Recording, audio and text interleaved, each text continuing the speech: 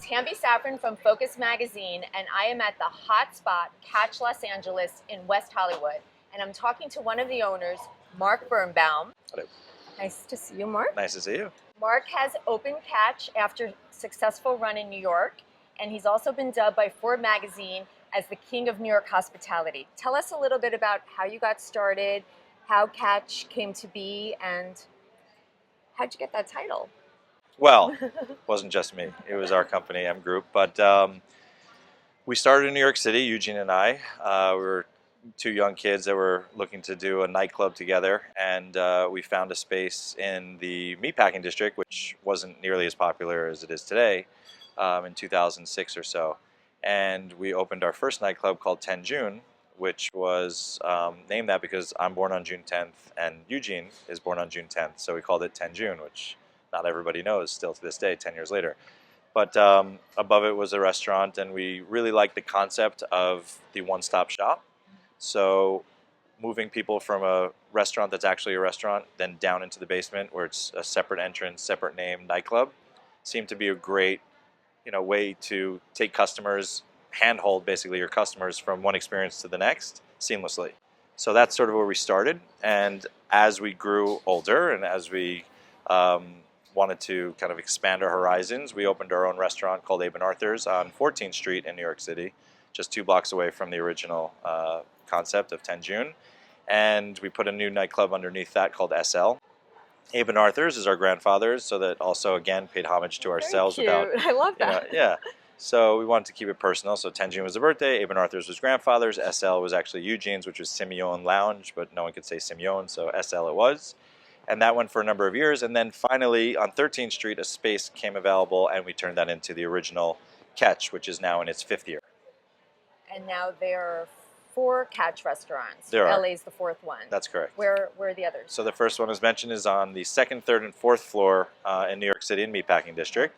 The second one is in Dubai in the Fairmont Hotel. And also the third is in Playa del Carmen, Mexico, where I just came back, hence my amazing tan. And that is also on a rooftop. Each location actually has a rooftop except for Dubai. So in New York City, we have a rooftop. Playa del Carmen is a complete rooftop. And here in LA is a complete rooftop as well with a retractable roof. It's absolutely beautiful. Thank you. Why did you pick LA for the 4th location? I think LA sort of chose us in a way because it's far. And unless the location was perfect, we really had no intention of necessarily coming this far away. But we did believe in Los Angeles as another major city. Our clientele, certainly New York to LA is a normal sort of travel, right? So we take care of a lot of people from California in New York City already. So we were open to the idea, but the space was 100% why we're here. We were looking for a rooftop and only a rooftop. There aren't a lot in West Hollywood specifically, or even in Los Angeles. A lot of that is because of just commercial on top of residential. It's difficult to have a large rooftop open until 2 o'clock in the morning in this area. We saw this 4.5 years ago. Fell in love with the location, Main on Main as we call it, on the corner of Melrose and San Vicente, which is a big artery for the area. And it's 10,000 square feet. And if we could accomplish what we wanted to accomplish, this was where we wanted to be, and we could. And how long did it take to actually transform the space? And did you work with a designer? Because it's absolutely beautiful. We actually, I want to say 4.5 years ago, we signed this lease. It was still a shell of a building with almost like a shroud outside. You couldn't even see it. It took another 2 years for them to even really finish the building, for us to go in front of the community board of West Hollywood to ask for our licenses and get our CUP, it's called. And then another year went by of building it, meaning the ground floor, the base building itself. And then we came in 9 months ago, really, and just built out the entire rooftop space with a designer, New World Design from New York. We brought out here. It's their first project with us. And we're extremely hands-on, so that was a great firm to work with that could kind of deliver our dream. So you were involved with the design process from beginning to end? I think being involved is an understatement. I think any good operator or any person that's really into hospitality, whether it's hotels, restaurants, nightclubs, whatever, If the operator themselves isn't intimately involved, I don't think it has soul. I don't think that it's a flaw in a designer. I think designers have great ideas, but individuals have dreams and visions, Right, and like it's your imagine. I vision. mean, I was imagining this thing 4 years ago. This, now it wasn't exactly this, but every inch of this space, from the light shining on this plant to this logo with succulents inside, to why this brick has paint or doesn't have paint, to why there's a running water fountain when you walk in. Every single part of it is discussed and thought about by myself and Eugene, and then executed by our designer. What's the key to running a successful restaurant?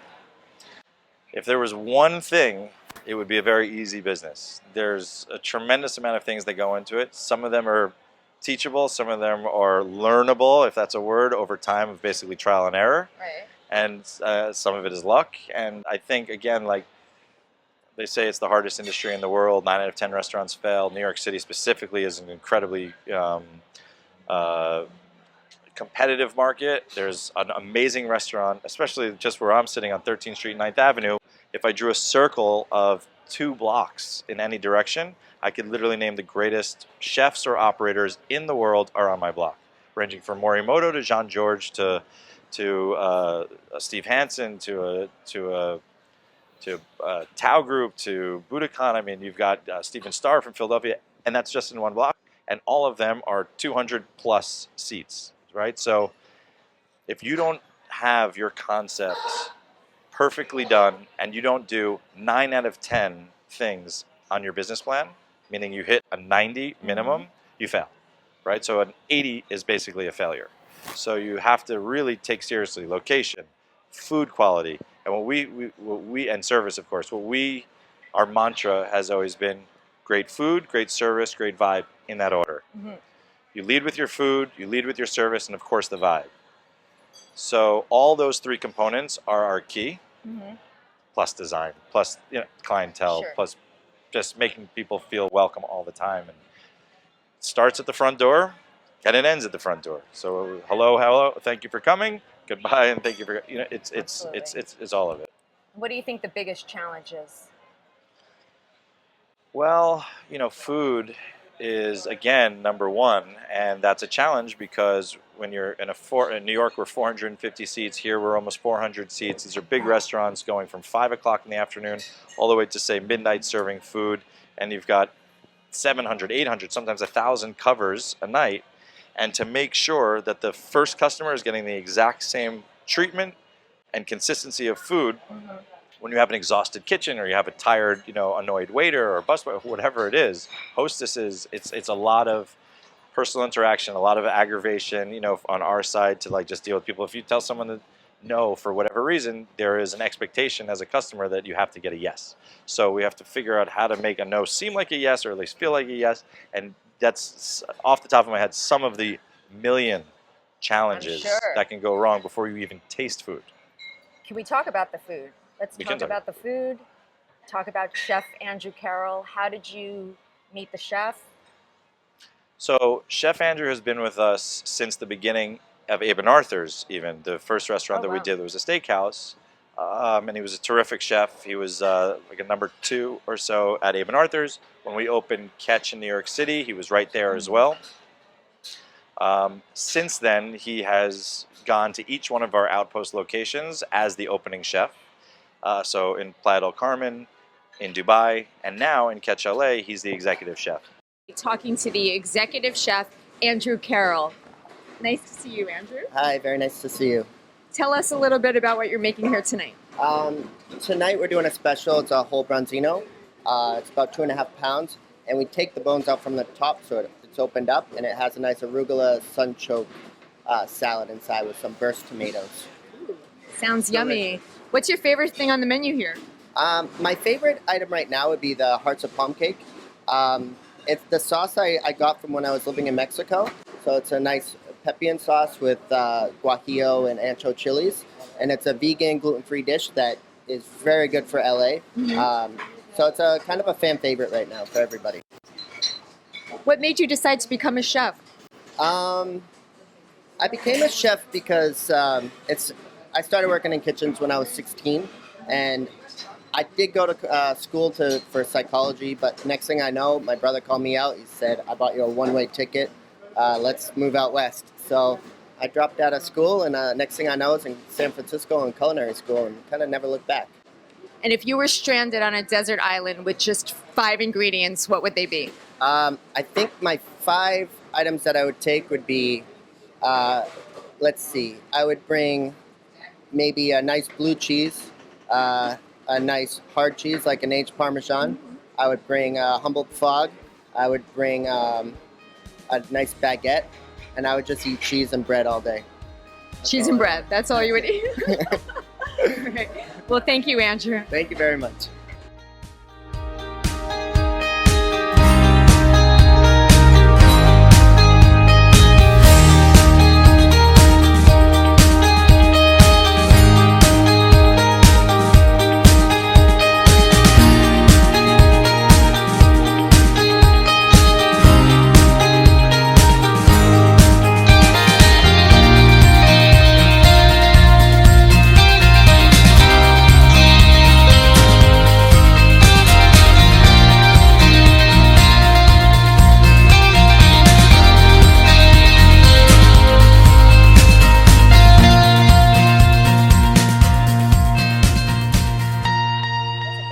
So thank you so much, Mark, for talking to us.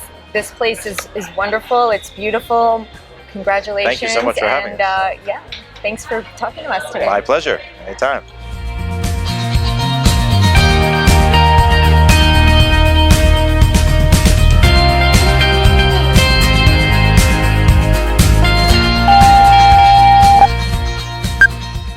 Los Angeles I've found to be a little bit more local based, as well as one industry as opposed to multiple industries. Oh, hey. Hi. This is Marlon. Good. How you doing? Hi, Marlon. How are you? Nice to see you. How you doing? Typical LA y'all filming. experience. I thought you was Yeah. like getting No, a little bit of both. crashing your interview right now. It's all good. Okay. You are. I'm sorry. Marlon's a regular. Food He was eats a delicious. lot. Thank I you so love much. this man, and I love this place, and I love you because you're talking to me. And I love you. All right, Mark. Enjoy. Go. I'll see you in a minute. He's a character. It's great. Best lobster mac on the planet. It's true. He's smart and fun. That's great.